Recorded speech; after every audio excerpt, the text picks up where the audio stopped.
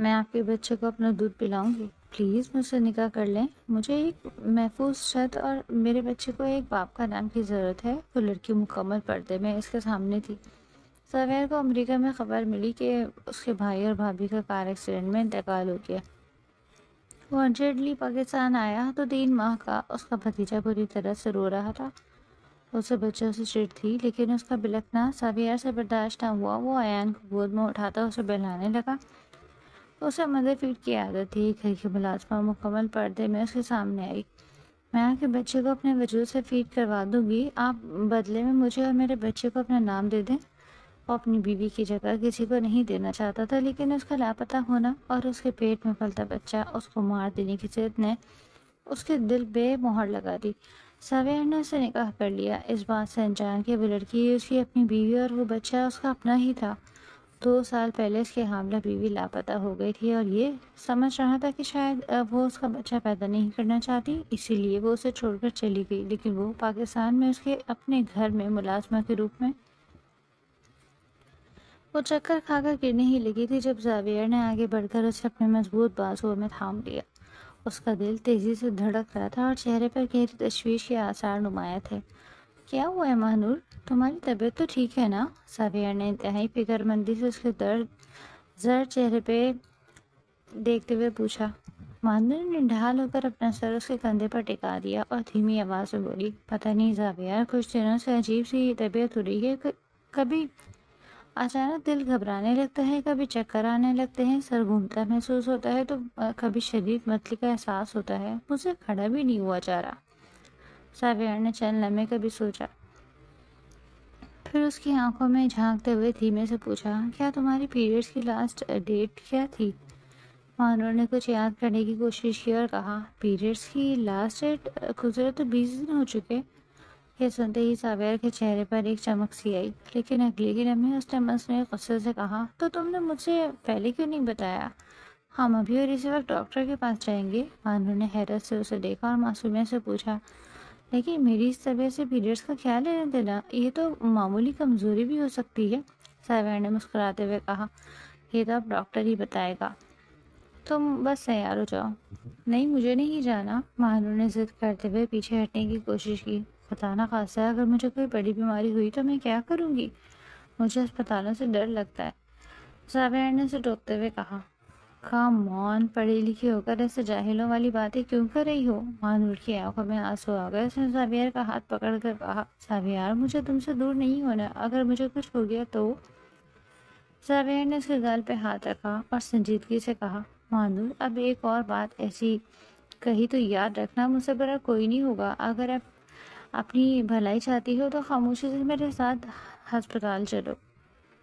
ماہنور نے دھیمے سے منت کی، زاویہ، ہم کچھ دن اور دیکھ لیتے ہیں نا، مجھے واقعی بہت ڈر لگ رہا ہے۔ زاویہ نے اب کی مرتبہ گھور کر ماہنور کی طرف دیکھا، جس میں محبت بھی تھی اور سختی بھی۔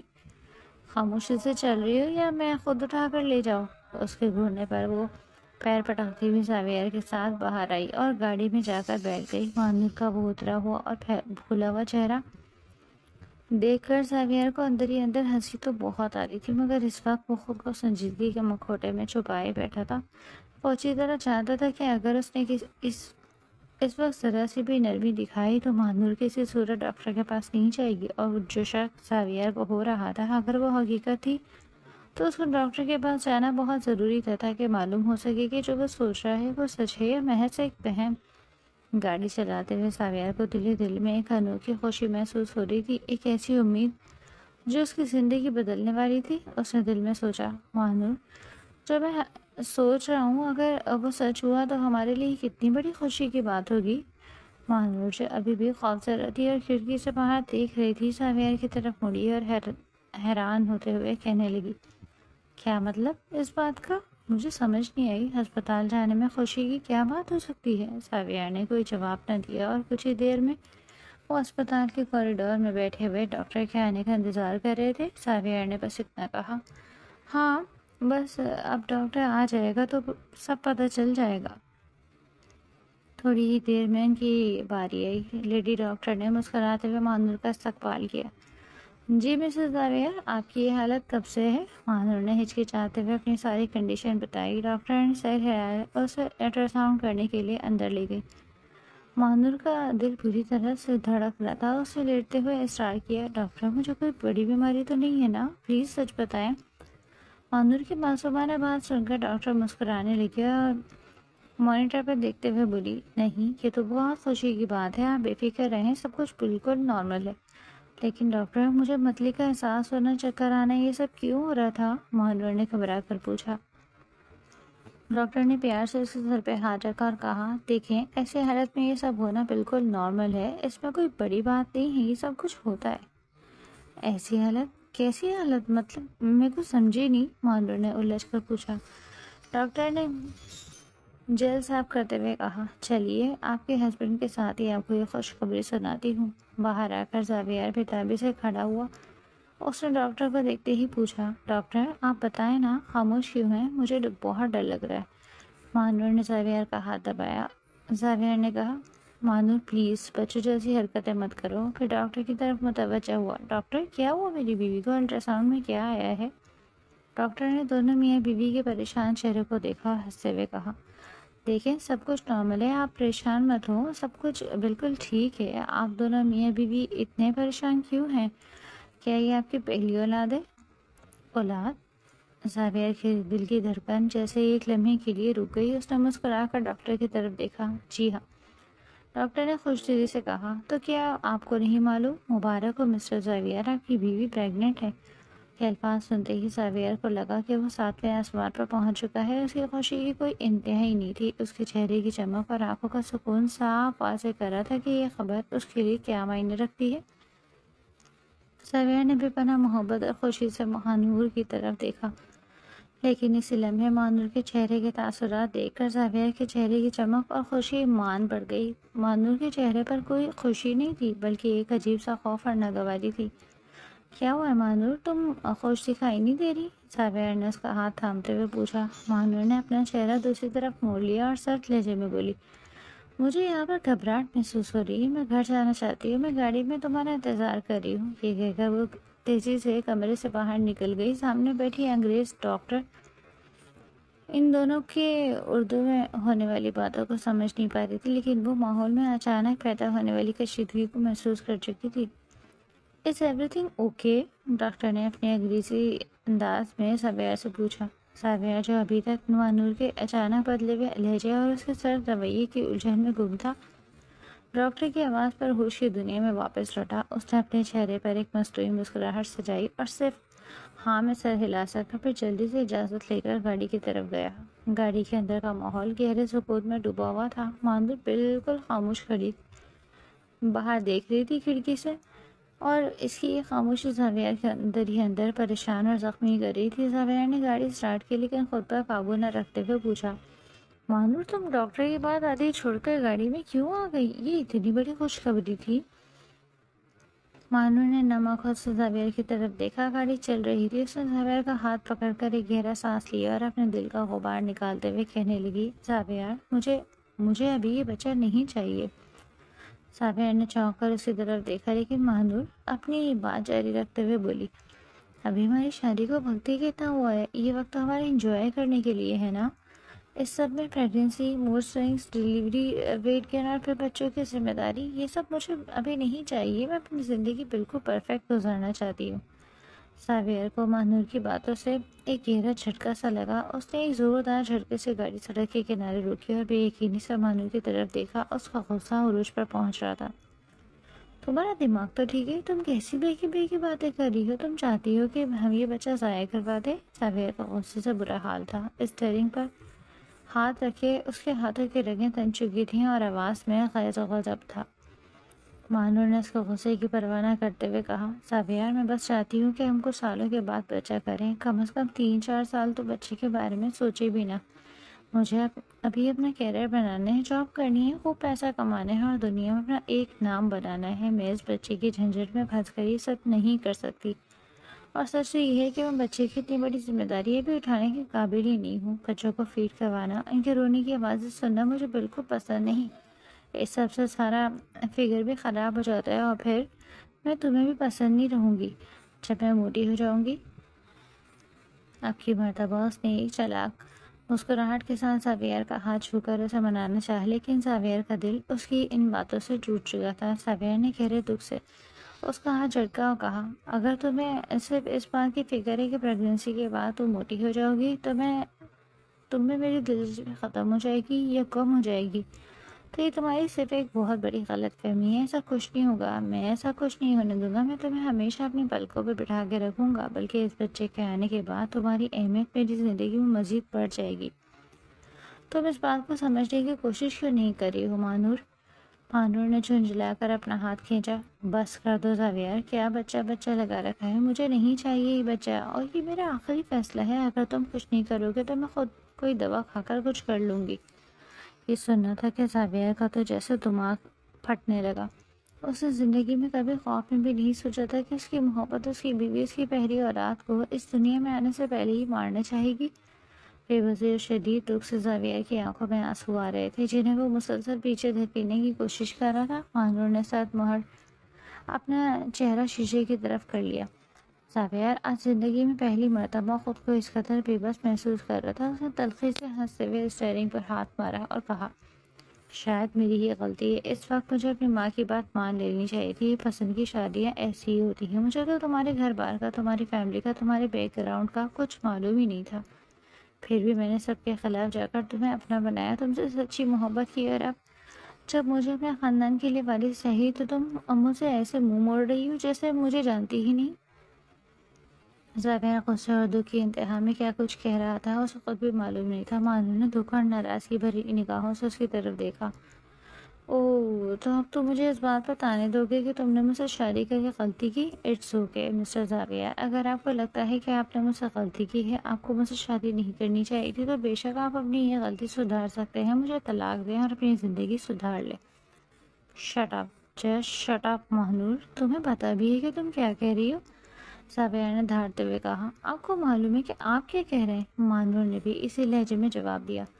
زاویئر نے گہرا سانس لیا اور خود کو پرسکون کرنے کی کوشش کرتے ہوئے بولا، مانور، میں تو بس تمہارے ایکشن کا ری ایکشن دے رہا ہوں، تم جو بات کر رہی ہو وہ بہت غیر مناسب ہے۔ دیکھو، بچے کے بعد ایک مرد اور عورت کی زندگی بے شک بدل جاتی ہے، لیکن ہماری زندگی کتنی خوبصورت ہو جائے گی، ہم دونوں مکمل ہو جائیں گے، اور شادی کے بعد یہ کیریئر، خوبصورتی، یہ فگر، یہ سب تو فلمی باتیں ہیں۔ اصل حقیقت تو یہی ہے کہ ایک عورت گھریلو عورت بن کر بچے پیدا کرنے کے ساتھ ساتھ گھر کی ذمہ داریاں سنبھالتی ہے۔ میں نے تم پر آج تک گھر کی کوئی ذمہ داری نہیں ڈالی اور نہ ہی کبھی کاموں کا بوجھ ڈالا، اس کے باوجود تم میرے لیے ایک بچہ پیدا نہیں کر سکتی؟ ہاں، نہیں کر سکتی، مانو نے سختی سے کہا۔ ایک دفعہ کہہ دیا، 100 دفعہ بھی کہوں گی ہی۔ اور رہی بات گھر کے کاموں اور ذمہ داری کی، تو شادی سے پہلے میں نے تمہیں سب کچھ کہہ دیا تھا، واضح کر دیا تھا، مجھے گھر کا کوئی کام نہیں آتا۔ میرے والدین نے مجھے پڑھانے لکھانے میں عمر لگا دی، اور میں نے پڑھائی اس لیے نہیں کی کہ میں گھر میں بیٹھ کر تمہارے لیے روٹیاں بناؤں، اور جب میاں صاحب آئیں تو انہیں گرم گرم سالن اور روٹی سرو کروں۔ بھائی، میری اپنی بھی کوئی زندگی ہے، میرے اپنے بھی خواب، میری خواہشات ہیں۔ ہاں، مجھے تم سے محبت ہوئی، میں نے شادی کی، لیکن اس کا مطلب یہ ہرگز نہیں کہ میں اپنے سارے خواب اس شادی کے پیچھے ختم کر دوں۔ بہت بحث مباحثے کے بعد بھی مہنور کسی صورت اس بچے کو رکھنے کے لیے تیار نہیں ہو رہی تھی۔ زاویئر بالکل خاموش ہو گیا۔ وہ سمجھ گیا تھا کہ اس وقت مہنور کو منانا ناممکن ہے۔ وہ ایسی ہی تھی، جب اپنی ضد پر اڑ جاتی تو کچھ بھی کرنے کو تیار ہو جاتی۔ وہ رات ان دونوں کے لیے کسی عذاب سے کم نہیں تھی۔ مانور نے دوسری طرف کروٹ لی اور سو گئی، اسے جیسے کسی چیز کی پرواہ ہی نہیں تھی۔ وہ اپنی نیند پوری کر رہی تھی۔ دوسری طرف زاویئر پوری رات بستر پر تڑپتا رہا۔ اسے اب اس کمرے میں شدید گھٹن محسوس ہونے لگی تھی، اس لیے وہ صبح کے وقت چہل قدمی کے لیے گھر کے باہر بنے لان میں چلا گیا۔ لان میں کھڑے ہو کر آسمان کی طرف دیکھتے ہوئے اس کی آنکھوں کے سامنے اپنی ماں کا چہرہ اور ان کی باتیں گھومنے لگیں جو انہوں نے شادی سے پہلے کہی تھی۔ بیٹا، خاندانی عورت خاندانی ہی ہوتی ہے، تم جس لڑکی سے شادی کرنا چاہتے ہو اس کے تو گھر بار کا بھی کچھ معلوم نہیں۔ اس وقت زاویہ نے خود سے جواب دیا، اماں، یہ میری زندگی ہے اور مجھے ایسے کیسے گزارنا ہے میں بہت اچھے سے جانتا ہوں۔ آپ لوگوں کیا معلوم دنیا کا، جنہوں نے کبھی اپنے گھر سے نکل کر باہر کی دنیا تک نہیں دیکھی۔ تب اس کی ماں نے صدمے سے مسکرا کر کہا، خدا کا شکر ہے بیٹا کہ ہم نے وہ دنیا نہیں دیکھی۔ ہماری نظروں کے سامنے جو کچھ ہے ہم اسی پر بھروسے کیے بیٹھے ہیں، ورنہ دنیا جتنی رنگین اور بے مروت ہے تم اپنوں سے بھی نظریں نہ ملا پاتے۔ اپنی ماں کی وہ باتیں یاد کر کے زاویہ کی آنکھوں میں پچھتاوے کے آنسو آ گئے۔ ہاں، شاید اس نے ایک غلط فیصلہ کر لیا تھا۔ وہ اس وقت شدید غصے اور صدمے میں تھا۔ اس نے اپنے دل میں پکا عزم کر لیا تھا کہ وہ اب کسی صورت مہنور سے خود بات نہیں کرے گا اور نہ ہی اسے منائے گا۔ کچھ دن ایسے ہی خاموشی اور دوری سے گزر گئے۔ زاویہ کا معمول بن گیا تھا کہ وہ صبح مہنور کو کچھ بتائے بغیر دفتر چلے جاتا اور جب رات کو واپس آتا تو کھانا بھی باہر سے ہی کھا کر آتا۔ مہنور بھی اپنی انا اور ضد میں اب اتنی پکی تھی کہ اس نے بھی زاویہ سے بات چیت کرنے کی کوئی کوشش نہیں کی تھی۔ زاویہ کو مہنور کی اس ہٹ درمی پر شدید افسوس ہو رہا تھا کہ وہ ایک غلط بات کو ترجیح دے رہی ہے اور اس کے جذبات کو سمجھنے کو تیار ہی نہیں۔ ایک ہفتہ اسی کشیدگی میں گزر گیا۔ تب ایک روز جب زاویہ شام کے وقت گھر پہنچا تو مہنور گھر پر موجود نہیں تھی۔ پہلے تو اس نے سوچا کہ شاید وہ لان میں ہوگی، لیکن جب وہ وہاں نہیں ملی تو اس نے پورا گھر چھان مارا، الماریاں دیکھی، لیکن مہنور کا کہیں کوئی پتہ نہیں تھا اور اس کا کچھ سامان بھی غائب تھا۔ وہ سارا دن اور پوری رات اس کا انتظار کرتا رہا۔ رات ہوتے ہی وہ گھبراہٹ کے مارے پاگلوں کی طرح باہر نکلا اور گلی گلی سڑک سڑک کر اسے ڈھونڈنے لگا، لیکن وہ کہاں چلی گئی تھی اس کو کچھ پتہ ہی نہیں چلا۔ اس کا فون بھی مسلسل بند جا رہا تھا۔ دن ہفتوں میں اور ہفتے مہینوں میں بدلتے گئے۔ مہنور کو نہیں آنا تھا، اس کو وہ نہیں آئی۔ زاویہ اندر سے بالکل ٹوٹ چکا تھا۔ وہ ہر وقت خاموش رہتا۔ اس نے گھر والوں سے بھی بات کرنا بند کر دی تھی۔ جب بھی کسی دوست یا رشتہ دار کا فون آتا وہ اسے نظر انداز کر دیتا اور اپنی ہی دکھ کی دنیا میں مگن ہو جاتا۔ اس نے اب سوچ لیا تھا کہ وہ اپنی ایک الگ دنیا بنا لے گا۔ اب زندگی میں کبھی کسی پر اعتبار نہیں کرے گا، کسی سے محبت نہیں کرے گا اور شادی کا تو سوال ہی پیدا نہیں ہوتا۔ وہ بہت سنجیدہ تلخ مزاج ہو گیا تھا۔ اس کے چہرے سے وہ پرانی مسکراہٹ ہمیشہ کے لیے غائب ہو چکی تھی اور وہ ہر وقت ایک گہری سکوت میں رہتا۔ مہنور کو گھر سے بھاگے ہوئے پورے 2 سال گزر چکے تھے اور ان 2 سالوں میں زاویہ نے خود کو کام میں ایسا مصروف کیا تھا کہ وہ امریکہ شفٹ ہو گیا، اور پھر 2 سال گزرنے کے بعد اسے اچانک تک ایک ایسی خبر ملی جس نے اس کی دنیا کو ایک بار پھر ہلا کر رکھ دیا۔ زاویہ کو امریکہ میں ایک رات فون پر خبر ملی کہ پاکستان میں اس کے بڑے بھائی اور بھابھی کا ایک شدید کار ایکسیڈنٹ میں انتقال ہو گیا۔ یہ سنتے ہی جیسے اس کے پیروں تلے سے زمین نکل گئی۔ اسے اپنے کانوں پر یقین نہیں ہو رہا تھا۔ فون پر اس کی ماں ہزاروں قطار رو رہی تھی، بیٹا تم جہاں کہیں بھی ہو بہت جلدی پاکستان لوٹاؤ، ہم سب کو تمہاری ضرورت ہے، ہمارے سب کچھ اجڑ چکا ہے۔ رو تو زاویہ بھی رہا تھا، اس کا جان سے پیارا بڑا بھائی جس نے ہمیشہ اس کا ساتھ دیا، جس نے ہر مشکل وقت میں اسے ایک باپ کی طرح سہارا دیا، آج وہ اس دنیا سے چل بسا۔ زاویہ کو سب سے بڑا افسوس اس بات کا تھا کہ وہ اپنے بھائی کے آخری لمحات میں بھی اس کے ساتھ نہیں تھا۔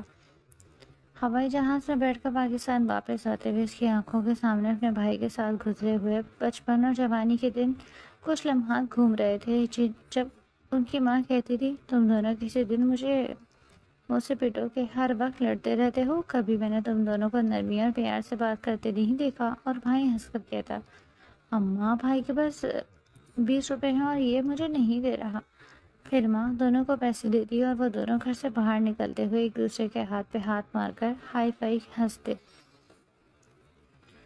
ارے اماں کو تو قائل کرنا بڑا آسان ہے، بس ایک دوسرے کے ساتھ تھوڑا سا جھگڑا کر لو تو اماں نرم پڑ جاتی ہیں۔ ان دونوں بھائیوں کی محبت ایسی ہی تھی، وہ شرارتیں بھی کرتے تو اکٹھے کرتے۔ اپنے بھائی کے ساتھ گزارا ہوا ہر لمحہ سے یاد آ رہا تھا۔ وہ آنکھوں میں آنسو لیے بس جلد سے جلد پاکستان پہنچنا چاہتا تھا۔ اس نے گھر والوں کو خاص تاکید کی تھی کہ اس کے پہنچنے سے پہلے جنازہ نہ اٹھایا جائے۔ جب وہ ارجنٹلی پاکستان پہنچا تو اپنے بھائی اور بھابھی کی میت کو دیکھا تو وہ دم بخود رہ گیا۔ اسے ابھی تک اپنی آنکھوں پر یقین نہیں آ رہا تھا۔ وہ رویا اور اس قدر شدت سے رویا تھا کہ پچھلے 2 سال کا جو غبار اور دکھ اس کے دل میں جمع تھا وہ سب اپنے بھائی کی میت سے لپٹ کر نکل گیا۔ وہ اس قدر بے حال ہو کر رو رہا تھا کہ گھر والوں اور رشتہ داروں کے لیے اسے سنبھالنا مشکل ہو گیا تھا۔ تدفین کے بعد جب تمام مہمان اپنے اپنے گھروں کو جا چکے تھے اور گھر میں ایک گہرا سناٹا چھا گیا تھا، تبھی زاویہ کو اپنے بھائی کے کمرے سے ایک چھوٹے سے بچے کے رونے کی آواز سنائی دی۔ وہ چونکا اور اپنی ماں کے پاس جا کر پوچھا اماں یہ بچہ کون ہے اور یہ کیوں رو رہا ہے؟ ماں نے آنسو پوچھتے ہوئے کہا بیٹا یہ تمہارے مرحوم بھائی کا 3 ماہ کا بیٹا ہے ایان، اس کی دیکھ بھال ایک ملازمہ کر رہی ہے، بڑی اچھی اور مخلص ملازمہ مل گئی ہے، اس نے ہمارے اس مشکل وقت میں بہت ساتھ دیا اور ہر وقت ہمارے ساتھ رہتی ہے. اس کا بھی ایک چھوٹا بیٹا ہے. بڑی مشکلوں کے بعد اس نے خود کو سنبھالا. وہ بہت برے حالات میں ہمارے یہاں آئی بیچاری. خیر میں بھی اس غم کے وقت میں تم سے ملازمہ کی بات لے کر بیٹھ گئی ہوں. ساحر کو اس بچے کا مسلسل رونا اندر سے بیزار کر رہا تھا کیونکہ مانور کے واقعے کے بعد اسے بچوں سے ایک عجیب سی چڑ ہو گئی تھی. اس نے ایک گہرا سانس لیا اور چلتے ہوئے اس کمرے کی طرف گیا جہاں سے بچے کی رونے کی آواز آ رہی تھی. کمرے میں داخل ہوا تو دیکھا کہ وہ ملازمہ جو مکمل طور پر پردے اور عبایا میں تھی اس بچے کو مسلسل خاموش کروانے کی کوشش کر رہی تھی. اس نے ہاتھ میں فیڈر پکڑا ہوا تھا اور وہ بچے کے منہ میں ڈال رہی تھی لیکن بچہ تو کسی صورت خاموش ہونے کا تیار ہی نہیں تھا. وہ مسلسل بلک رہا تھا. ساویار نے اس ملازمہ کی طرف دیکھا جو پردے میں تھی لیکن جانے کیوں صرف اس کی قامت اور اس کی انداز کو دیکھ کر ساویار کو اپنے دل میں ایک عجیب سی کشش محسوس ہوئی. بڑی بے خیالی کے عالم میں ساویار نے آگے بڑھ کر اس کے روتے ہوئے بچے کو اپنی گود میں اٹھا لیا. کیوں رو رہا ہے یہ اتنا؟ اس نے بچے کے چہرے کو غور سے دیکھا جس کے نئے نقش ہو بہو اس کے بڑے بھائی سے ملتے تھے اور کچھ ساویار جیسے بھی تھے. ملازمہ نے پردے کے پیچھے سے دھیمی اور کانپتی ہوئی آواز میں کہا، صاحب اسے بھوک لگی ہے مگر یہ فیڈر سے دودھ نہیں پی رہا. یہ آواز سنتے ہی جیسے ساویار کے ہوش اڑ گئے. وہ آواز اس کے دل و دماغ پر ہتھوڑے کی طرح لگی. اس نے بے ساختہ چونک کر اس ملازمہ کی طرف دیکھا لیکن پھر اپنا سر جھٹکتے ہوئے سوچا کہ شاید یہ اس کا وہم ہے اور اپنا دھیان دوبارہ بچے کی طرف مائل کر لیا. 3 ماہ کا اس کا بھتیجا پوری طرح رو رہا تھا. اسے بچوں سے چڑ تھی لیکن اپنے بھائی کی اس آخری نشانی کا اس طرح بلکنا ساویار سے برداشت نہ ہوا. جب سے اس کی بیوی نے اپنے بچے کو مارنے اور ضائع کرنے کی کوشش کی تھی تب سے اسے بچوں سے نفرت ہونے لگی اور اس نے سوچ لیا تھا کہ وہ کبھی کسی بچے کو پیار نہیں کرے گا. لیکن اس معصوم کو دیکھ کر اس کا سخت دل بھی موم ہو گیا اور وہ ایان کو گود میں اٹھا کر بہلانے لگا. بچے کو مدر فیڈ ماں کے دودھ کی عادت ہے اس لیے وہ فیڈر کو منہ نہیں لگا رہا. گھر کی ملازمہ مکمل پردے میں اس کے سامنے کھڑی تھی اور اس کا چہرہ ملازمہ کی طرف تھا. ساویار نے پوچھا، یہ دوسرا بچہ کس کا ہے جو وہاں لیٹا ہے؟ ملازمہ نے جھک کر کہا، صاحب یہ میرا بچہ ہے. یہ سنتے ہی ساویار کے دل میں پھر کچھ ہوا. اس نے حیرانگی سے اس ملازمہ کی طرف دیکھا اور دل میں ایک عجیب سا خیال پیدا ہوا. اس ملازمہ کی آواز ہو اس کی لاپتہ بیوی مہنور سے ملتی تھی. ساویار کا دل چاہا کہ کاش یہ اس کی بیوی ہو اور یہ بچہ اس کا اپنا ہو، لیکن پھر وہ اپنی ہی سوچ پر طنزیہ مسکرا دیا کہ اسے بھلا بچوں کی کیا ضرورت؟ اگر اسے بچہ چاہیے ہوتا تو وہ میرے ساتھ ہی رہتی، گھر چھوڑ کر بھاگتی کیوں؟ اس نے ملازمہ سے کہا، تمہارا بچہ اگر اتنا رو رہا ہے تو تم اسے اپنا بچہ خاموش نہیں ہو رہا تو تم میرے بھائی کے بچے کو کیسے سنبھالو گے؟ تم جاؤ، میں اسے دیکھ لوں گا. لیکن صاحب اسے بھوک لگی ہے، اسے مدر فیڈ کی عادت ہے، معصوم بچہ ہے، وہ کچھ نہیں جانتا. ملازمہ نے التجا کی. ساویار نے اس معصوم بچے کی طرف دیکھا اور محبت سے کہا، کیا ہوا اگر میرا اپنا بچہ دنیا میں نہیں آ سکا؟ میں پالوں گا اسے، میں اس کو باپ کا پیار دوں گا. آج کے بعد میں تمہارا باپ ہوں ایان. وہ بچے سے اس انداز میں بات کر رہا تھا جیسے بچہ اس کی ساری باتیں سن اور سمجھ رہا ہو. ملازمہ خاموشی سے کمرے سے جا چکی تھی. 2-3 دن گزر چکے تھے. ملازمہ اور ساویار نے پوری کوشش کر لی تھی کہ کس طرح وہ بچہ فارمولا مل کر فیڈر پینا شروع کر دے مگر ایسا ممکن نہیں ہو رہا تھا. بچے نے 2 گھونٹ کے علاوہ وہ فیڈر سے کچھ نہ پیا جس کی وجہ سے اس کی طبیعت بگڑنے لگی. ایک صبح ساویار پریشانی میں اپنی ماں کے پاس آیا. اماں، ایان کا تو بخار ہی نہیں اتر رہا، 2 دن ہو گئے. آج اسے بخار میں تپتے ہوئے دیکھ کر ملازمہ جو ساویار کے ساتھ ہی کھڑی تھی پریشانی سے بچے کو دیکھنے لگی. ماں نے کہا، مجھے لگتا ہے اسے ماں کے دودھ کی ضرورت ہے، ممتا کے احساس کی ضرورت ہے، تبھی یہ بیمار پڑ رہا ہے. ہمیں اسے جلدی سے جلد ڈاکٹر کے پاس لے کر جانا چاہیے. ساویار نے ملازمہ سے کہا، ہاں تم ٹھیک کہہ رہی ہو. ایسا کرو تم ہی میرے ساتھ اسپتال چلو کیونکہ پچھلے 3 مہینے سے تم ہی اسے خدمت کر رہی ہو اور اسے پال رہی ہو. ساویار اس ملازمہ کے ساتھ گاڑی میں ایان کے لیے جلدی سے ہسپتال پہنچا. ڈاکٹر نے بچے کا معائنہ کرنے کے بعد انتہائی سنجیدگی سے کہا، دیکھیں مسٹر ساویار، بچہ اندرونی طور پر بہت کمزور ہو چکا ہے، اسے فوری طور پر ماں کے دودھ کی اور ممتا کے احساس کی ضرورت ہے. آپ کوشش کریں اس بچے کو کسی بھی طرح ماں کا دودھ پلائیں ورنہ خدا نخواستہ آپ اس بچے کو کھو دیں گے. نہیں ڈاکٹر صاحب، اسے کچھ نہیں ہونا چاہیے. ساویار نے تڑپ کر کہا. کچھ ہی دنوں میں وہ اس بچے سے بہت مانوس ہو چکا تھا اور اب وہ اسے وہ اسے دور نہیں کرنا چاہتا تھا، وہ اسے اپنے ہی بچے کی طرح پال رہا تھا۔ لیکن ڈاکٹر، میں نے آپ کو بتایا تھا نا کہ اس کی والدہ اس دنیا میں نہیں، یہ فارمولا میں بالکل نہیں پیتا۔ ڈاکٹر نے کہا، دیکھیں مسٹر زاویئر، ہمیں کچھ تو کرنا ہوگا، ورنہ نتائج میں نے آپ کو پہلے ہی بتا دی ہیں۔ آپ کسی ایسی عورت کو کیوں نہیں تلاش کرتے جو اس بچے کو فیڈ کروا دے؟ آج کل تو ایسی عورتیں مل جاتی ہیں جو پیسوں کی خاطر کسی کے بچے کو فیڈ کروا دیتی ہیں۔ لیکن ڈاکٹر، کیا یہ بات مناسب ہے؟ زاویئر نے ہچکچاتے ہوئے پوچھا۔ ڈاکٹر نے سمجھاتے ہوئے کہا، دیکھیے مسٹر زاویئر، اس وقت آپ کے بچے کو دودھ کی اشد ضرورت ہے، اس کی جان خطرے میں ہے، اور اگر آپ اس وقت اچھے اور برے کا فرق ہی تلاش کرتے رہیں گے تو آپ اپنے بچے کی جان سے ہاتھ دھو بیٹھیں گے۔ اب پھر پچھتاوے کا کوئی فائدہ نہیں رہے گا۔ بچہ معصوم اور چھوٹا ہے، اور پھر 2 سال کی تو بات ہے، آپ نے کون سا ہمیشہ کے لیے بچے کو دودھ پلوانا ہے؟ زاویئر گاڑی میں واپس بیٹھ کر مسلسل ایان کے مرجھائے چہرے کو دیکھ رہا تھا۔ اسے سمجھ نہیں آ رہی تھی کہ وہ کیا کرے۔ وہ انتہائی پریشانی کن حالت میں گھر پہنچا اور گھر پہنچ سے ہی ماں سے پوچھا، کیا کہا ڈاکٹر نے زاویئر؟ زاویئر نے جو بات کہی، اماں، مجھے سمجھ نہیں آ رہا کہ اس کا حل کیا نکلے گا۔ اور پھر زاویئر نے ڈاکٹر کی کہی ہوئی ساری بات اپنی ماں کی گوش گزار کر دی۔ ماں نے پریشانی سے ہاتھ جوڑے، آپ ہم ایسی عورت اس شہر میں کہاں سے لے کر آئیں گے؟ ملازمہ خاموشی سے ایک کونے میں کھڑی ان سب کی باتیں سن رہی تھی۔ زاویئر نے اسے کہا، تم اس بچے کو اندر لے جاؤ اور کوشش کرو کہ یہ کسی طرح فیڈر پی لے۔ جب ملازمہ بچے کو لینے آگے بڑھی تو زاویئر نے اس کے ہاتھ اور اس قد و قامت کو دیکھا، اور اس کے دل میں پچھلے چند دنوں سے جو وہم تھا شاید یہ سامنے کھڑی عورت مہنور ہے، وہ ختم ہو گیا۔ اس نے سوچا کہ مہنور تو ایک آزاد خیال لڑکی تھی، وہ بھلا اس طرح آبایا اور پردے میں ملازمہ بن کر یہاں کیوں رہے گی؟ اس کا شک مکمل طور پر ختم ہو چکا تھا۔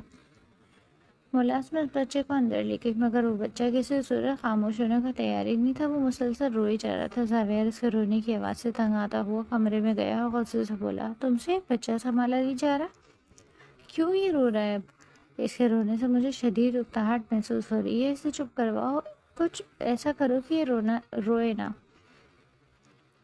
تبھی ملازمہ کانپتے ہوئے وجود کے ساتھ زاویئر کے قریب آئی اور دھیمی آواز میں بولی، سر، اگر آپ کہیں تو میرے پاس ایک مشورہ ہے، چھوٹے منہ بڑی بات۔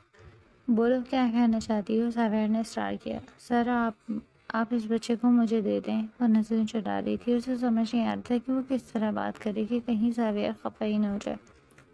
مطلب، میرے کو سمجھا نہیں، کھل کر بات کرو، جو کہنا چاہتی ہو، زاویئر نے الجھ کر کہا۔ میرا مطلب ہے اس بچے کو اس وقت ماں کے دودھ کی ضرورت ہے، اور شاید اس وقت میں ہی اس کی یہ ضرورت پوری کر سکتی ہوں۔ میرے پاس بھی چند مہینوں کا بچہ ہے، اگر آپ اجازت دیں تو میں آپ کے بچے کو اپنے وجود سے فیڈ کروا دوں۔ یہ سنتے ہی جیسے زاویئر کی آنکھیں چمک اٹھیں، اس کے چہرے پر بہت ہی عرصے کے بعد ایک سچی مسکراہٹ آئی۔ ہاں، کیوں نہیں؟ یہ بات تو میرے ذہن میں آئی ہی نہیں، اور ویسے بھی تم دیکھی بھالی ہو، اسی گھر میں رہتی ہو، اور اماں کے مطابق تم نے اس مشکل وقت میں ان کا بہت ساتھ دیا، تو پھر بھلا مجھے کیا اعتراض ہو سکتا ہے؟ یہ تو بہت اچھا ہے کہ تم ہی اسے فیڈ کروا دو، ورنہ میرے لیے تو باہر کسی اور کو ڈھونڈنا بہت مشکل ہو جاتا۔ ملازمہ نے کچھ دیر ہچکچانے کے بعد کہا، لیکن صاحب، میں اس بچے کو ایک شرط پہ فیڈ کرواؤں گی۔ شرط؟ کیسی شرط؟ زاویئر کے ماتھے پر ناگواری کے بل آ گئے۔ آپ بدلے میں مجھے اور میرے بچے کو اپنا نام دے دیں، یعنی مجھ سے نکاح کر لیں۔ یہ الفاظ ملازمہ نے بہت سوچ سمجھ کر بولے تھے، کیونکہ اسے ڈر تھا کہ کہیں زاویئر غصے میں اسے گھر سے نکال ہی نہ دے، اور یہ آخری ٹھکانہ بھی اس کے سر سے چھن جائے۔ یہ تم کیا کہہ رہی ہو؟ تم ہوش میں تو ہو؟ میں تمہیں جانتا تھا کہیں تمہارا نام پتہ معلوم نہیں، اور تم چاہتی ہو کہ میں؟ زاویئر غصے سے آگ بگولا ہوتا رہا، اور اس کا بس نہیں چل رہا تھا کہ سامنے کھڑی عورت کے چہرے پر ایک تھپڑ رسید کر دے۔ ملازمہ نے روتے ہوئے کہا، صاحب، میں نے آپ سے کوئی غلط مطالبہ تو نہیں کیا، کچھ گناہ کرنے کا تو نہیں کہا، ایک جائز بات کی ہے، اور رہی بات نام پتہ معلوم کرنے کی تو وہ بھی میں آپ کو وقت آنے پر بتا دوں گی۔ زاویئر اندر سے تڑپ اٹھا، اور وہ اپنی بیوی مہنور کی جگہ کسی اور عورت کو نہیں دینا چاہتا تھا، لیکن مہنور کا اس طرح لاپتہ ہونا اور اس کے پیٹ میں پلنے والے بچے کو ضائع کرنے کی ضد نے اس کے دل پہ جیسے مہر لگا دی۔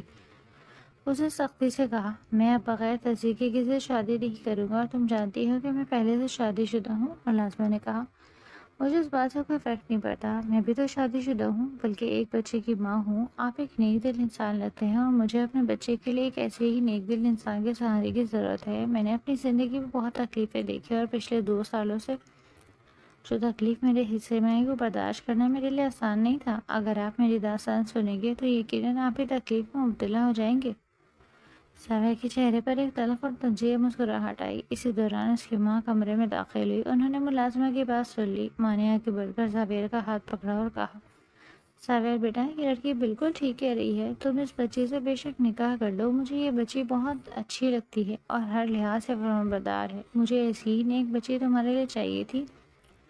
اور تم نے جو اپنی پہلی بیوی کے بارے میں بتایا تھا، کم از کم یہ اس طرح کی خود غرض تو نہیں ہے۔ یہ اپنے بچے کے ساتھ ساتھ ہمارے اس یتیم بچے کو بھی اپنا بنانا چاہ رہی ہے۔ ملازمہ نے پھر التجا کی، صاحب میں آپ کے بچے کو اپنا دودھ پلاؤں گی، پلیز مجھ سے نکاح کر لیں۔ مجھے ایک محفوظ شخص اور میرے بچے کو ایک باپ کے نام کی ضرورت ہے۔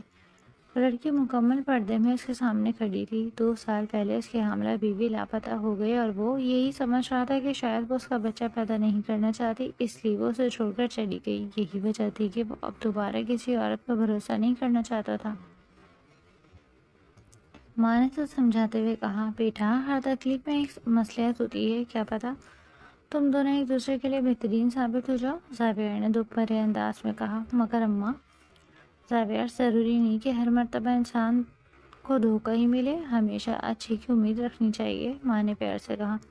زاویہ نے ایک ٹھنڈی آہ بھری، زندگی نے اتنے تماچے مارے ہیں اماں کہ اب کسی پر یقین کرنے کو، کسی کے روٹنے منانے کو دل ہی نہیں کرتا۔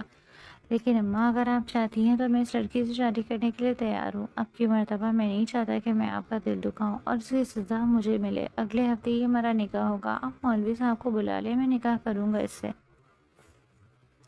ماں نے خوش ہو کر اس کے سر پہ ہاتھ رکھا، مجھے یقین تھا بیٹا کہ تم میری بات کبھی نہیں ٹالو گے۔ اس ملازمہ نے پردے کے پیچھے سے بڑی گہری اور جذباتی نگاہوں سے زاویہ کو دیکھا اور اس کی آنکھوں میں آنسو تھے جنہیں وہ چھپاتی ہوئی خاموشی سے اپنے کوارٹر میں چلی گئی۔ اگلی ہفتے سادگی کے ساتھ زاویہ نے اس ملازمہ سے نکاح کر لیا، اس بات سے بالکل انجان کہ وہ لڑکی کوئی اور نہیں بلکہ اس کی اپنی ہی بیوی مانور ہے اور وہ بچہ بھی اس کا اپنے ہی خون۔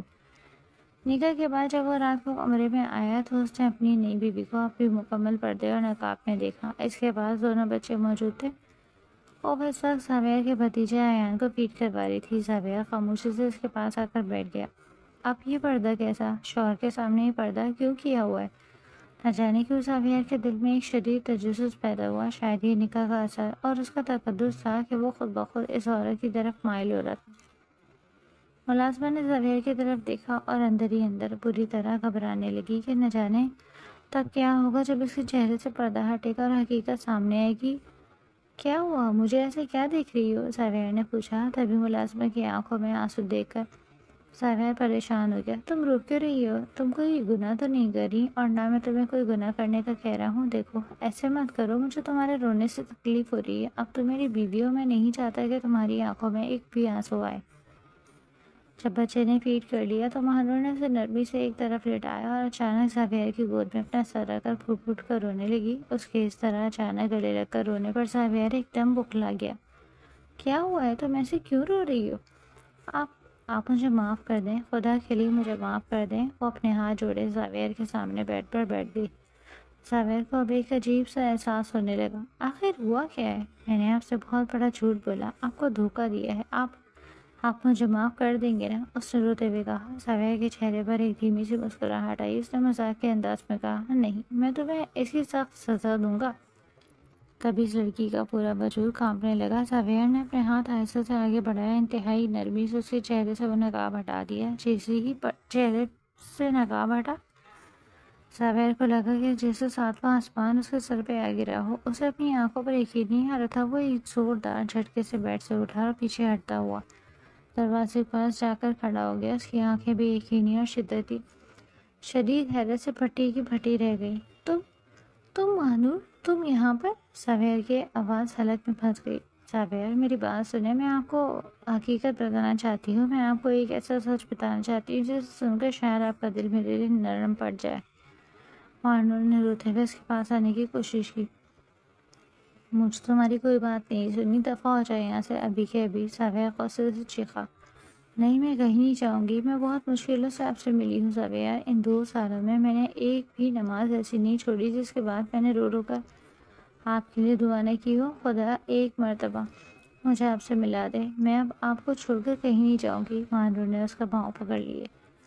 میں نے تمہیں کہا نا کہ یہاں سے چلی جاؤ۔ زاویہ نے اپنا پاؤں پیچھے کھینچا۔ زاویہ، آپ ایک مرتبہ میری بات تو سنیں۔ میری بات سنیں گے تو یقیناً آپ کو مجھ پر ترس آ جائے گا۔ اگر آپ کو مجھ پر بھروسہ نہیں تو کم از کم اپنے اس بچے کی طرف تو دیکھیں۔ آپ کی اپنی اولاد آپ کے سامنے ہے۔ مانو نے دوسرے بچے کی طرف اشارہ کیا جو وہاں لیٹا ہوا تھا۔ زاویہ نے چونک کر ایک نظر اس بچے کو دیکھا جس کے نین نقش ہو زاویہ جیسے تھے۔ یہ بچہ؟ لیکن تم نے تو اسے ضائع کروا دینے کی ضد کی تھی نا؟ نہیں زاویہ، میں ایسا نہیں کیا تھا۔ میں بھلا اپنی اولاد کو کیسے مار سکتی تھی؟ مانو نے روتے ہوئے نفی میں سر ہلایا۔ تو پھر یہ سب کیا تھا؟ زاویہ نے بے یقینی سے پوچھا۔ میں آپ کو سب حقیقت بتاتی ہوں، لیکن خدا کے لیے آپ میری بات خاموشی سے سنیں۔ مانو نے اپنے آنسو پوچھتے ہوئے اپنی ساری داستان شروع کی۔ زاویہ، آپ جانتے ہیں کہ ان دنوں میں اپنی کیریئر اور فگر کو لے کر بہت پریشان تھی، اور ہاں، میں اس وقت یہ بچہ نہیں چاہتی تھی کیونکہ مجھے ڈر تھا کہ میرا مستقبل تباہ ہو جائے گا، لیکن اس ایک خوفناک رات نے مجھے اس بچے سے اتنا مانوس کر دیا کہ اس کی دوری میرے لیے جان لیوا ہی بن گئی۔ اس دن جب ہمارا جھگڑا ہوا تو میں رات کو اپنے دل کو پہلانے اور خود کو پرسکون کرنے کے لیے آپ کو بتائے بغیر گھر سے باہر نکل گئی تاکہ پاس ہی کسی گارڈن میں جا کر کچھ دیر بیٹھ سکوں، لیکن میں نہیں جانتی تھی کہ وہاں میرے ساتھ کتنا بڑا حادثہ ہونے والا ہے۔ جب میں اس پارک میں بیٹھی تھی تو وہاں ایک عورت اپنے چھوٹے سے بچے کو گود میں لیے بہلا رہی تھی۔ اس کے چہرے پر ممتا کا جو سکون تھا اسے دیکھ کر میرے دل میں پہلی بار یہ احساس جگا کہ واقعی ماں بننا تو دنیا کا سب سے خوبصورت احساس ہے، اور میں خواہ اپنے ہی بچے کے خلاف اتنا واویلا مچا رہی ہوں۔ میں نے اسی لمحے فیصلہ کر لیا تھا کہ میں اس گھر واپس جا کر آپ کو ایک سرپرائز دوں گی اور یہ بتا کر خوش کر دوں گی کہ ہم یہ بچہ رکھ رہے ہیں، لیکن قسمت کو کچھ اور ہی منظور تھا۔ آپ کو مجھ سے بدگمان ہونا اور ہمارا اتنے سال تک دور رہنا، یہ سب ہماری قسمت میں ہی لکھا ہوا تھا۔ مانو نے گہرا سانس لیا اور سسکتے ہوئے آگے بتایا۔ میں بھی اس بچے کو دیکھ کر اٹھنے ہی والی تھی کہ ایک عورت میرے پاس آئی۔ وہ کافی ماڈرن لگ رہی تھی۔ اس نے آ کر مجھ سے کسی جگہ کا پتہ معلوم کیا۔ میں اسے اشارے سے راستہ بتا رہی تھی مگر وہ نہ سمجھنے کا ڈرامہ کرتی رہی۔ تب میں اس کی مدد کے لیے اس کے ساتھ تھوڑا آگے گئی تاکہ اسے صحیح راستہ بتا سکوں، لیکن اسی لمحے ایک بڑی سی کالی گاڑی میرے پاس آ کر رکی اور اس میں سے 2 مردوں نے نکل کر مجھے زبردستی گاڑی کے اندر دھکیل دیا اور میرا منہ بند کر دیا۔ وہ مجھے اغوا کر کے ایک نامعلوم اور عجیب سی جگہ پر لے گئے جہاں مجھے پورا ایک ہفتہ ایک تاریک کمرے میں بھوکا سا پیاسا رکھا گیا۔ اس وقت مجھے اپنی جان سے زیادہ اپنے پیٹ میں پھلنے والے اس معصوم بچے کی فکر تھی جس سے میں کچھ دن پہلے محبت کرنے لگی۔ وقت گزرتا گیا، وہ لوگ نہ جانے کون تھے اور کیا چاہتے تھے۔ ایک ہفتے بعد انہوں نے مجھے ایک کال کھوٹے میں بند کر دیا جہاں پہلے سے ہی بہت سی لڑکیاں موجود تھیں جن کے چہروں پر نیل کے نشان تھے اور ان کی حالت بہت عجیب تھی۔ میں گھبرا کر ان عورتوں کے پاس بیٹھ گئی۔ تبھی ان میں سے ایک لڑکی میرے پاس آئی اور کہنے لگی، تم بھی ہماری طرح یہاں پھنس گئی ہو؟ اب تم کبھی یہاں سے رہا نہیں ہو پاؤ گی اور ہر رات بے مروت مرو گی۔ میں اس کی بات سن کر شدید گھبرا گئی اور سوالیہ نگاہوں سے اس کی طرف دیکھنے لگی کہ میں کچھ سمجھی نہیں۔ تمہاری بات کا کیا مطلب ہے؟ تب اس نے بتایا کہ یہ لوگ انسانی اسمگلر ہیں۔ یہ لڑکیوں کو اغوا کر کے آگے بیچتے ہیں اور ان سے پیسے وصول کرتے ہیں۔ ان کا یہ دھندا پچھلے کئی مہینے سے چل رہا ہے اور اب اگلی باری میری تھی۔ اس لڑکی کی بات سن کر میرے پیروں تلے سے زمین نکل گئی۔ مجھے اس لمحے پر شدید افسوس ہوا جب میں آپ کو بتائے بغیر آپ سے لڑ کر گھر سے اکیلے نکل گئی تھی۔ میں گھٹنوں میں سر رکھ کر روتی رہی اور اپنے رب سے اپنے گناہوں کی معافی مانگتی رہی۔ اس وقت مجھے اپنی عزت کے ساتھ ساتھ اپنے بچے کی جان کی سب سے زیادہ فکر تھی۔ رب نے نہ جانے میری کون سی نیکی کے بدلے مجھے یہ جزا دی کہ جب وہ لوگ ہمیں اسمگل کرنے کے لیے دوسرے شہر لے جا رہے تھے تو راستے میں پولیس کی تلاشی کے دوران مچنے والے بھگدڑ کا فائدہ اٹھا کر میں وہاں سے چھپتے چھپاتے بھاگ نکلی۔ اس پورے ہولناک واقعے اور وہاں سے بچ نکلنے میں تقریباً 6 مہینے لگ گئے تھے۔ ان 6 مہینوں میں خدا کا لاکھ لاکھ کرم تھا کہ اس نے میری حفاظت کی اور کسی نے مجھے چھوا تک نہیں۔ مجھے خوف تھا تو بس اس بات کا کہ نہ جانے آنے والے وقت میں میرے ساتھ کیا ہوگا۔ جب مجھے وہاں سے رہائی ملی تو مجھے احساس ہوا کہ زاویہ، تمہاری محبت کی وہ قید، تمہارا مجھے ٹوکنا اور روکنا کتنا حسین تھا۔ تم ہمیشہ مجھے اکیلے باہر جانے سے منع کرتے تھے اور مجھے اس بات کا احساس اتنے برے طریقے سے ہوا، میرا دل چاہتا تھا کہ کاش وہ لمحہ واپس آ جائے جب تم مجھ پر غصہ کرو، مجھے روکو اور میں تمہاری ہر بات خاموشی سے مان لوں۔ اپنی عزت اور بچے کی جان بچا کر بھاگنے کے بعد مجھ میں ہمت نہیں باقی رہی تھی۔ میری پریگنینسی کو اب 7واں مہینہ لگ چکا تھا اور کسی بھی وقت ڈیلیوری کا وقت ہو سکتا تھا۔ ہر طرف پریشانی ہی پریشانی تھی، کبھی کھانے کو کچھ مل جاتا تو کبھی پورا دن بھوکے رہنا پڑتا۔ میں در در کی ٹھوکریں کھاتی پھرتی رہی تھی، یہاں تک کہ ایک دن میں ایک سڑک کے کنارے دھڑی پر نڈھال بیٹھی تھی کہ ایک شفیق اور بزرگ عورت میرے پاس آئی۔ انہوں نے مجھے کچھ کھانے کو دیا۔ میں نے انہیں دو بھری نگاہوں سے دیکھا اور کہا کہ میں بھکارا نہیں ہوں، مجھے بس سر چھپانے کے لیے کوئی کام چاہیے۔ اتنا کہنا تھا کہ وہ نیک دل عورت مجھے اپنے ساتھ اپنے گھر لے گئی۔ دنیا میں آج بھی اچھے لوگ موجود ہیں۔ انہوں نے میرا بہت خیال رکھا، میری حالت پر ترس کھا کر مجھے اپنے گھر کے ہلکے پھلکے کاموں پر رکھ لیا۔ ان کا بیٹا اور بہو بھی بہت اچھے دل کے مالک تھے۔ کئی مرتبہ میرا دل چاہا کہ میں اس عورت کو اپنے بارے میں سب کچھ بتا دوں تاکہ وہ مجھے آپ کے پاس پہنچا دے، لیکن مجھے لگتا تھا کہ میں اب ایک مجرم ہوں اور کسی پر اتنا انحصار کرنا اچھی بات نہیں۔ وقت گزرتا گیا، پھر وہ وقت آ گیا جب خدا نے مجھے اس پیارے سے بیٹے سے نوازا۔ ایک بزرگ عورت نے میری ڈیلیوری پر پیسے لگائے، ہسپتال لے کر گئی اور میرے بچے کا بالکل اپنی اولاد کی طرح خیال رکھا۔ ان بزرگ عورت میں مجھے ہمیشہ آپ کا چہرہ اور آپ کی ماں کی جھلک دکھائی دیتی۔ میں ہمیشہ صفیہ آنٹی، آپ کی امی کے پاس رہنے لگی۔ جب آپ کے بڑے بھائی کے ہاں اولاد ہوئی تو میں اپنے بچے کے ساتھ ساتھ ان کے بچے کو بھی خیال رکھنے لگی، کیونکہ آپ کے بھابھی کی طبیعت اکثر خراب رہتی۔ ایک روز ان کی حالت بہت زیادہ بگڑی تو آپ کے بھائی انہیں جلدی سے ہسپتال لے گئے۔ میں بھی بچوں کو سنبھالنے کے لیے ان کے ساتھ ہی گاڑی میں ہسپتال گئی، مگر وہاں ہسپتال کے کوریڈور میں نے دیکھا، اس کے بعد میرے جیسے ہوش اڑ گئے۔ میں نے قسم کھا لی تھی کہ اب میں کبھی اپنا چہرہ کسی کو نہیں دکھاؤں گی اور نہ کبھی اکیلے باہر نکلوں گی۔ اس ہسپتال میں وہی اسمگلر موجود تھے جنہوں نے مجھے 2 سال پہلے اغوا کیا تھا، وہ شاید ابھی بھی مجھے تلاش کر رہے تھے۔ میں خود سے کانپنے لگی۔ میری یہ حالت دیکھ کر آپ کے بھائی مجھے واپس گھر چھوڑ گئے، لیکن اس صدمے سے میری حالت بگڑ گئی۔ تب آپ کی والدہ میرے پاس آئی، انہوں نے پیار سے میرا سر اپنی گود میں رکھ کر پوچھا کیا ہوا۔ وہ اتنا شفیق تھی کہ مجھے ان میں اپنی سگی ماں کی خوشبو آئی اور میں نے روتے ہوئے انہیں اپنی زندگی کا سارا سچ بتا دیا۔ پہلے پہل تو آنٹی مجھ سے بہت ناراض ہوئی کہ میں نے ان کا گھر کیوں چھوڑا، لیکن جب میں نے انہیں اپنی مجبوری اور اغوا کا بتایا تو وہ رو پڑی۔ انہوں نے مجھے گلے سے لگا لیا اور یہ بات اچھی طرح جان چکی تھی کہ میں ان کے بیٹے زاویہ کی ہی لاپتہ بیوی ہوں، مگر میرے اصرار اور خوف کی وجہ سے انہوں نے یہ بات آپ سے چھپائے رکھی۔ میں بھی جان چکی تھی کہ صفیہ آنٹی کوئی اور نہیں بلکہ آپ کی ہی سگی ماں ہے، کیونکہ ایک روز انہوں نے مجھے آپ کے کمرے کی صفائی کے لیے بھیجا اور وہاں دیوار پر لگی آپ کی تصویر دیکھ کر میرے پیروں تلے سے زمین نکل گئی۔ مگر اس وقت میرے دل میں ایک انجانی سے خوشی بھی تھی کہ میں اپنے ہی گھر میں اپنے اپنوں کے پاس محفوظ ہوں۔ اور پھر وہ اندھناک حادثہ ہوا، بھائی اور بھابھی کا انتقال ہو گیا، جس کی وجہ سے آپ کو بھی اچانک پاکستان واپس آنا پڑا۔ اس وقت میرے خوف سے بہت برا حال تھا۔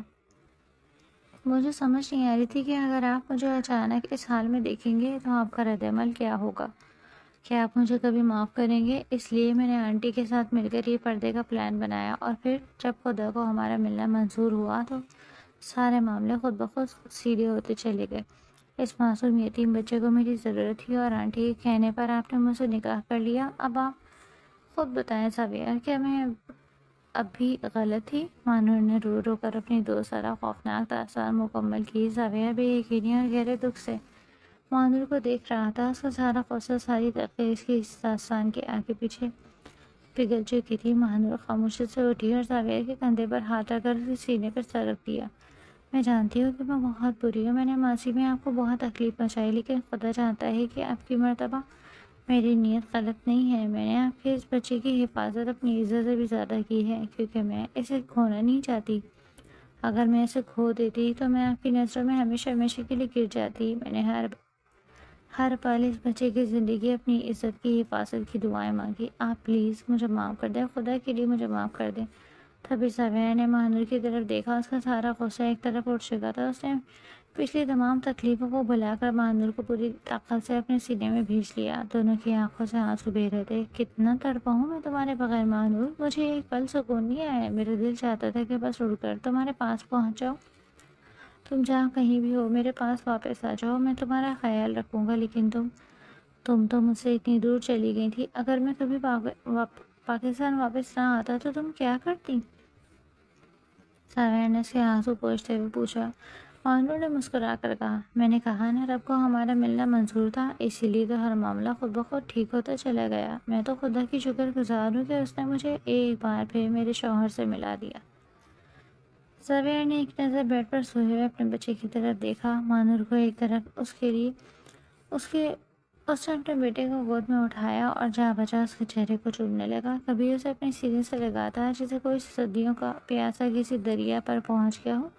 وہ اسے چوم کر خود کو سکون پہنچا رہا تھا۔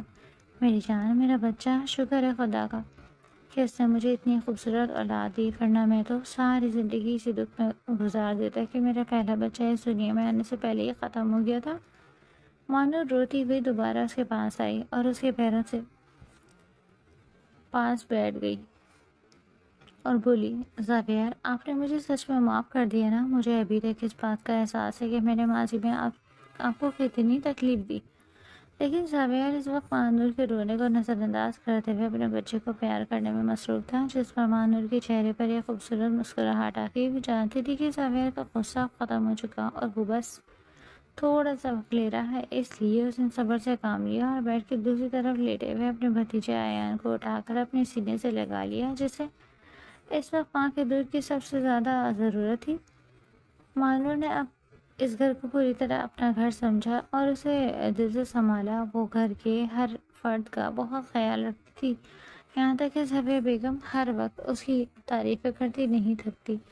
زاویہ نے بھی امریکہ کا سب کچھ ختم کر کے پاکستانی شفٹ ہونے کا فیصلہ کر لیا، کیونکہ وہ اب اپنی فیملی کو خود سے دور نہیں کرنا چاہتا تھا۔ ایک صبح زاویہ تیاروں پر دفتر جانے کے لیے کمرے سے باہر نکلا تو زاویہ بیگم نے اسے روکا۔ زاویہ، دفتر جا رہے ہو کیا بیٹا؟ جی اماں، زاویہ نے گھڑی دیکھتے ہوئے کہا۔ بیٹھو، پہلے ناشتہ کرو اور پھر جانا، ماں نے پیار سے حکم دیا۔ نہیں اماں، مجھے اس وقت بھوک نہیں ہے، میں لیٹ ہو رہا ہوں، زاویہ نے کہا۔ زاویہ، ضد مت کرو اور بیٹھ کر ناشتہ کرو، اماں نے دوبارہ کہا۔ اماں، میں دفتر پہنچ کر ہی کچھ کھا لوں گا، آپ پریشان نہ ہو، اتنا کہہ کر وہ جانے لگا تو زاویہ بیگم کی آواز پر اس کے قدم رک گئے۔ جب سے تم پاکستان آئے ہو تم نے ایک مرتبہ بھی میرے ساتھ بیٹھ کر سکون سے کھانا نہیں کھایا، بیٹھو ناشتہ کرو ابھی۔ وہاں ناشتہ کرنے کے لیے بیٹھنے ہی والا تھا کہ سامنے سے آتی ہوئی مانور کو دیکھ کر وہ اپنی جگہ پر کھڑا رہا۔ اماں نے ہنس کر کہا، اب کھڑے کھڑے کیا منہ دیکھ رہے ہو؟ بیوی کے ساتھ بیٹھ کر ناشتہ کرنے میں شرم آ رہی ہے کیا؟ زاویہ نے سنجیدگی سے کہا۔ اماں، مجھے واقعی بھوک نہیں ہے۔ وہ دوبارہ دروازے کی طرف چل پڑا کہ تبھی مانور نے آگے بڑھ کر تیزی سے اس کا ہاتھ تھام لیا۔ اور کتنا ناراض رہنا ہے مجھ سے، آپ جانتے ہیں کہ اس سب میں میرا کوئی قصور نہیں تھا، پھر بھی آپ، مانور نے شکوہ کیا۔ زاویہ نے مڑ کر غصے سے کہا، تمہارا قصور کیسے نہیں تھا مانور؟ جب میں نے تمہیں منع کیا تھا کہ مجھ سے پوچھے بغیر تم گھر سے باہر اکیلے نہیں نکلو گی تو تم کیوں گئی؟ تم یہاں کے حالات کو اور ان جرائم پیشہ لوگوں کو نہیں جانتی، کسی بھی غیر لڑکی پر بھروسہ کر کے راستہ بناتے چلی گئی، جبکہ دنیا کی ہر چیز موبائل میپ پر موجود ہوتی ہے۔ اس لڑکی کو راستہ نہیں مل رہا تھا اور تم اس کے جھانسے میں آ گئی، یہ سب تمہاری اس لاپرواہی کی وجہ سے ہوا، مانور نے جھنجھلا کر کہا۔ زاویہ، بس کر دیں اب، میں کوئی چھوٹی بچی نہیں ہوں جو ہر وقت مجھے فتویٰ سمجھایا جاتا ہے۔ ٹھیک ہے، اگر آپ نے ناراض ہونا ہے تو ہو جائے، بس اتنا بتا دیں کہ کب تک ناراض ہونے کا ارادہ ہے۔ جب تک میں ان اسمگلر اور گناہ گاروں کو قانون کے حوالے کر کے سزا نہیں دلوا دیتا جب تک میں پرسکون نہیں بیٹھوں گا، زاویہ نے عزم سے کہا۔ زاویہ، آپ کیوں خواہ اس خطرناک کام میں پڑے ہیں جن میں جان کا نقصان ہونے کا بھی خطرہ ہے، جنہوں نے ہمارے بچے کو اور مجھے اتنی تکلیف دی؟ قانون انہیں خود دیکھ لے گا، آپ پیچھے ہٹ جائیں، مانور نے خوفزدہ ہو کر کہا۔ ہرگز نہیں، میں کسی صورت انہیں ایسے معاف نہیں کروں گا، پھر چاہے مجھے اپنی جان پر ہی کیوں نہ کھیلنا پڑے، زاویہ نے سختی سے کہا۔ مانور نے روتے ہوئے صفیہ بیگم کی طرف دیکھا۔ اماں، آپ ہی انہیں سمجھائیں، یہ کیسی بے کی باتیں کر رہے ہیں؟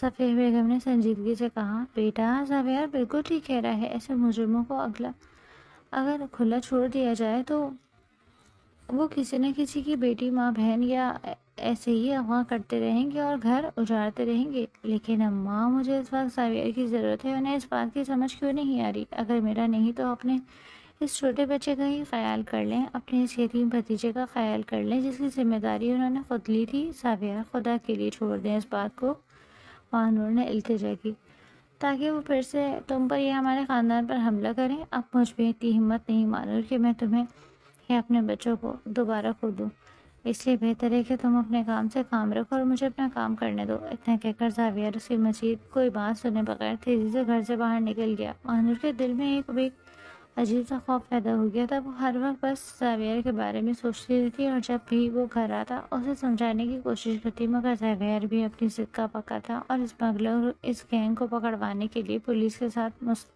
مسلسل رابطے میں تھا۔ کئی دن اسے خوف اور کشیدگی میں گزر گئے۔ ایک روز رات دیر تک زاویہ گھر واپس نہ آیا۔ ماہنور پریشانی کے عالم میں لاؤنج کے دروازے کے آگے مسلسل چکر لگا رہی تھی اور بار بار گھڑی دیکھ رہی تھی۔ صفیہ بیگم نے اسے تسلی دی، بیٹا، ہو سکتا ہے آفس میں کوئی ضروری کام ہو، تم پریشان مت ہو۔ اماں، میں نے 20 مرتبہ فون کیا مگر نہ تو آفس سے کوئی فون اٹھا رہا ہے اور نہ ہی زاویہ کا پرسنل نمبر لگ رہا ہے۔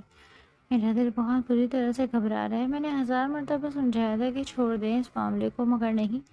اپنی ضد کے تو ایسے پکے ہیں کہ مجال ہے جو میری کوئی بات سن لیں۔ میری تو جیسے کوئی اہمیت ہی نہیں ہے ان کی نظروں میں، ماہنور روتے ہوئے بول رہی تھی۔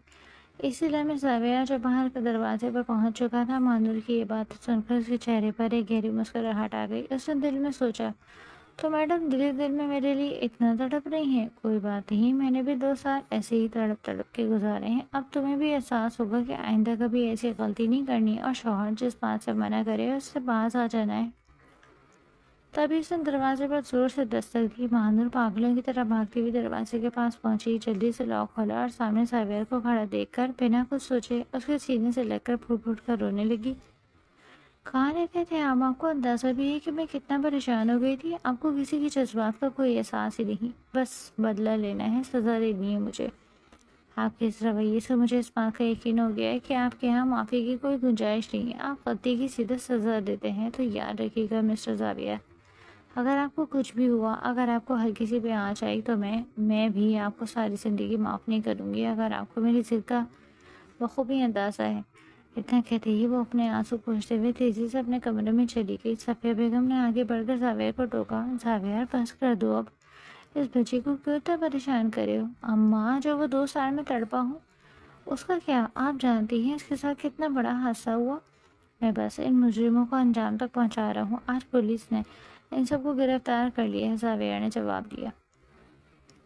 چلو جو ہوا سو ہوا، اب خواہ اسے پریشان مت کرو، وہ بھی بہت تکلیف میں رہی، کوئی خوشی خوشی تم سے دور نہیں گئی تھی، اور بس کرو اب اپنا یہ ڈرامہ، اب میں مزید تمہارا ساتھ نہیں دوں گی۔ اس بچی کی حالت پر ترس کھاؤ، وہ دوبارہ سے ماں بننے والی ہے، ایسی حالت میں اسے اتنا پریشان کرنا ٹھیک نہیں، نہ اس کے لیے اور نہ ہی تمہارے لیے، آنے والے بچے کی صحت کے لیے اچھا۔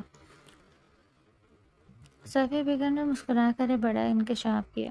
زاویہ اپنی ماں کی بات سن کر بری طرح حیران رہ گیا۔ کیا اماں، کیا کہہ رہی ہیں آپ؟ مگر ماہنور نے تو مجھے کچھ بتایا ہی نہیں۔ اماں نے ہنس کر کہا، اسے بھی آج ہی رپورٹ ملی ہے اور آج ہی اس نے مجھے بتایا، وہ تمہیں سرپرائز دینا چاہتی تھی، اس نے سب تیاری کر کے رکھی تھی مگر تم اپنے غصے اور ڈراموں میں مصروف تھے۔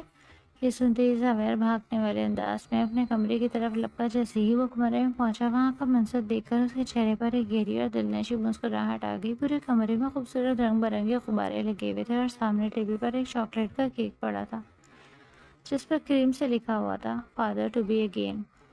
ماہنور بستر پر اندھے منہ لیٹی اب بھی رو رہی تھی۔ زاویہ خاموشی سے آگے بڑھا اور انتہائی محبت سے اس کے کندھے پر ہاتھ رکھا۔ ماہنور نے تڑپ کر اس کا ہاتھ بڑھایا۔ ہاتھ مت لگائیں مجھے، دور رہیں مجھ سے، آپ کو بہت شوق ہے نا مجھے تکلیف دینے کا، مجھے تکلیف میں دے کر سکون ملتا ہے نا آپ کو، تو ٹھیک ہے، جتنی تکلیف دے سکتے ہیں۔ میری زندگی میں جب بھی کوئی خوشی آتی ہے، نہ جانے کیوں اپنے ساتھ اتنی پریشانیاں لے کر آتی ہے، میں تھک گئی ہوں ایسی زندگی سے، میرا اب جینے کا دل نہیں چاہتا۔ ماہنور، کیا ہو گیا تمہیں؟ ایسی باتیں کیوں کر رہی ہو؟ کچھ خدا کا خوف کرو۔ زاویہ نے اسے اپنے قریب کرنے کی کوشش کی۔ آپ کو آتا ہے خدا کا خوف؟ مانو نے روتے ہوئے تیکھے لہجے میں کہا۔ کتنے دن ہو گئے میں تڑپ رہی ہوں، بلکھ رہی ہوں، مجھے معاف کر دے، مگر نہیں، سرکار کے تو تیور ہی نہیں بدلتے، ہر وقت بس چہرے پر غصہ رہتا ہے۔ ایسا بھی کیا گناہ ہو گیا مجھ سے؟ میں مان تو رہی ہوں اپنی غلطی، معافی بھی مانگ رہی ہوں، اور وہ جو 2 سال سزا بھگت کر آئی ہوں وہ الگ سے، لیکن نہیں، آپ کو تو اس سے کیا فرق پڑتا ہے، اور آپ نے اپنی سزا تو الگ ہی دینی ہے۔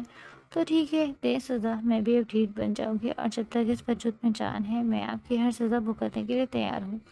اتنا کہہ کر وہ کمرے سے باہر جانے لگی تھی کہ زاویہ نے تیزی سے اس کا ہاتھ پکڑا اور اسے اپنی طرف کھینچا۔ وہ ایک کٹی پتنگ کی طرح زاویہ کے آغوش میں آ گری۔ زاویہ نے اسے اپنی سینے سے لگا لیا اور اس کے سر پر بوسہ دیتے ہوئے بولا، I am so sorry Mehnoor, مجھ سے غلطی ہو گئی، آئندہ کے بعد میں تمہیں کبھی تنگ نہیں کروں گا اور تمہارا بہت خیال رکھوں گا، اب مان بھی جاؤ۔ مانو نے تڑپ کر کہا، چھوڑے مجھے آپ سے کوئی بات نہیں کرنی۔ زاویہ نے ہنس کر کہا، یار مجھے تو لگتا ہے ہماری ساری زندگی اس روٹھے منانے میں ہی گزر جائے گی، اب میں منا رہا ہوں تو اب تم کیوں ناراض ہو رہی ہو؟ چلو اب مان جاؤ، اب کی مرتبہ ہم لوگ یہ خوشی اکٹھی انجوائے کریں گے، اور دیکھنا کسی کو بھی اپنی خوشی کے درمیان نہیں آنے دیں گے۔ مانو نے نم آنکھوں سے زاویہ کی طرف دیکھا۔ وعدہ کریں کہ آپ مجھے دوبارہ کبھی ایسے تنگ نہیں کریں گے اور نہ مجھ سے کبھی خفا ہوں گے؟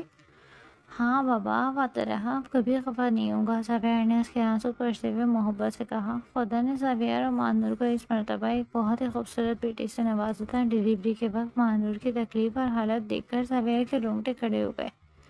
وہ مسلسل اسپتال کے لیبر روم کے باہر پریشانی میں چکر لگا رہا تھا اور اس کے ساتھ ہاتھ دعا کے لیے اٹھے ہوئے تھے۔ صافیہ بیگم نے اس کی بےتابی کو دیکھ کر کہا، صافیہ بیٹا بیٹھ جاؤ، کیا ہو گیا ہے؟ اتنے پریشان کیوں ہو؟ ہماری بہادر بہت بہادر بچی ہے، سب ٹھیک ہو جائے گا۔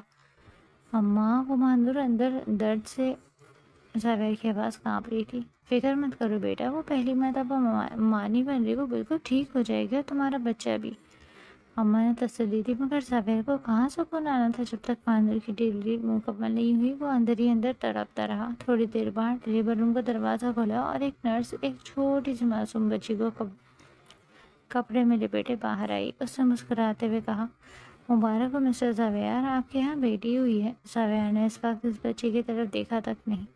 اس نے بےتابی سے پوچھا، سسٹر میری بیوی کیسی ہے؟ نرس نے حیرت سے اس کے پیار کو دیکھا اور کہا، آپ کی بیوی بالکل ٹھیک ہے، آپ اپنی بچی کو تو دیکھ لیں پہلے۔ نہیں، مجھے پہلے اپنی بیوی کو دیکھنا ہے، وہ ٹھیک ہے نا؟ زاویہ نے دوبارہ ہی وہی سوال کیا۔ نرس کے چہرے پر ایک خوبصورت مسکراہٹ آئی۔ لگتا ہے آپ اپنی بیوی سے بہت زیادہ محبت کرتے ہیں، وہ بالکل ٹھیک ہے، ہم ابھی انہیں وارڈ میں شفٹ کر رہے ہیں۔ زاویہ کی نظریں ابھی بھی دروازے پر ٹکی ہوئی تھی۔ کیا میں اپنی بیوی سے مل سکتا ہوں؟ اس نے نرس کی بات کا جواب دیے بغیر دوبارہ پوچھا۔ نرس نے گہرا مسکراتے ہوئے بچی کو صافیہ بیگم کے حوالے کیا اور کہا، جی ہاں، بس تھوڑی دیر میں جب انہیں وارڈ میں شفٹ کر دیں تو آپ مل لیجیے گا۔ صافیہ بیگم نے بچی کو گود میں لے کر پیار کیا اور کہا، زاویہ کیوں اتنے پریشان ہو رہے ہو؟ دیکھو اپنی بیٹی کی طرف تو دیکھو، اللہ نے تمہیں کتنی خوبصورت بیٹی دی ہے، بالکل اپنی ماں جیسی۔ اماں، مانور کو ابھی تک پوری طرح ہوش کیوں نہیں آیا؟ اب تک تو اسے ہوش آ جانا چاہیے تھا نا؟ زاویہ کی سوئی ابھی بھی مانور پر ہی اٹکی ہوئی تھی۔ اماں نے ہنس کر کہا، ہاں ہاں، آ جائے گا ہوش۔ صافیہ بیگم اپنی بیٹی کی یہ بےتابی دیکھ کر جہاں اندر سے بہت خوش تھی وہاں اس کی حالت پر مسکرا رہی تھی۔ کچھ دیر بعد جب مانور کو وارڈ میں شفٹ کیا گیا تو زاویہ سب سے پہلے کمرے میں داخل ہوا۔ مانور کو شدید کمزوری کی وجہ سے خونریزی چھا رہی تھی۔ جیسے ہی اس نے آہستہ سے اپنی آنکھیں کھولی تو زاویہ کو اپنے بالکل قریب بیٹھے پایا۔ مانور کی آنکھوں سے بے ساختہ آنسو نکل پڑے۔ زاویہ، ہماری بیٹی کیسی ہے؟ اس نے دھیمی آواز میں پوچھا۔ بچی بالکل ٹھیک ہے مانور، تم بتاؤ تم کیسی ہو؟ تمہاری طبیعت تو ٹھیک ہے نا؟ کہیں درد تو نہیں ہو رہا؟ زاویہ نے اس کا ہاتھ چومتے ہوئے انتہائی فکر مندی سے پوچھا۔ نہیں، میں بالکل ٹھیک ہوں، آپ فکر نہ کریں، مانور نے مسکرا کر کہا۔ کیسے فکر نہ کروں؟ تم نے تو میری جان سولی پر لٹکا رکھی ہے، آئندہ کے بعد ہم کوئی بچہ نہیں کریں گے، بس کہہ دیا تو کہہ دیا، زاویہ نے حتمی انداز میں کہا۔ زاویہ کی یہ بات سن کر کمرے میں داخل ہوتی صفیہ بیگم اور مانور دونوں زور سے مسکرانے لگی۔ اماں نے کہا، دیکھ لو مانور، اس نے ابھی تک اپنی سگی بیٹی کا چہرہ تک نہیں دیکھا اور یہاں تم سے لڑ رہا ہے کہ آگے بچہ نہیں کرنا۔ مانو نے نقلی غصے سے زاویہ کو دیکھا۔ اچھا، تو کیا آپ کو ہماری بیٹی نہیں چاہیے تھی؟ پہلے بچے کی دفعہ تو آپ کی بڑی ممتا اور محبت جاگ رہی تھی، اور اب وہ محبت کہاں گئی؟ اگر بیٹی نہیں چاہیے تو پہلے بتا دیتے، زاویہ نے جھنجھلا کر کہا۔ یہ تم کیا فضول باتیں کر رہی ہو ماندور؟ تمہارا آپریشن پیٹ کا ہوا ہے یا دماغ کا؟ خواہ بات کا بتنگڑ بنا رہی ہو۔ میں تمہاری فکر میں اتنا پاگل تھا کہ مجھے بچی کو دیکھنے کا ہوش ہی نہیں رہا، اور تم الٹا مجھ پر الزام لگا رہی ہو۔ ہاں، میں تو جیسے وہاں آرام کر رہی تھی نا، مانور نے بھی جواب دیا۔ اماں نے دونوں کو ڈانٹا۔ بس کر دو، ہسپتال کے وارڈ میں بیٹھے ہو تم دونوں، اور یہاں بھی ہر وقت ڈرتی ہی رہو گے۔ مجھے تو یہ سمجھ نہیں آتی کہ تم دونوں نے شادی کا 1 سال امریکہ میں کیسے گزارا؟ وہاں پر بھی کیا ایسے ہی لڑ کر رہتے تھے؟ صفیہ بیگم کی اس پیار بھری ڈانٹ پر دونوں کے چہروں پر ایک خوبصورت مسکراہٹ آ گئی۔ قدرت بھی ان کی اس خوبصورت رشتے اور محبت پر مسکرا رہی تھی۔ زاویہ نے آگے بڑھ کر اپنی ننھی بیٹی کو پہلی بار اپنی گود میں لیا، اس کا چہرہ چوما اور پھر ماندور کے ماتھے پر عقیدت اور بے پناہ محبت سے بھرا ایک بوسہ دیا۔ ان دونوں کی زندگیوں میں کتنے ہی اتار چڑھاؤ آئے تھے، کتنے ہی طوفان آئے تھے، وہ کتنی ہی مرتبہ ایک دوسرے سے بالکل الگ ہوتے ہوتے بچے۔ زاویہ کے لیے تو آج بھی یہ بات ایک معجزے اور بے یقینی سے کم نہ تھی کہ جس بیوی کو وہ پوری دنیا میں پاگلوں کی طرح تلاش کرتا رہا، وہ پاکستان میں اس کے اپنے ہی گھر میں ایک مظلوم ملازمہ کے روپ میں چھپی بیٹھی تھی۔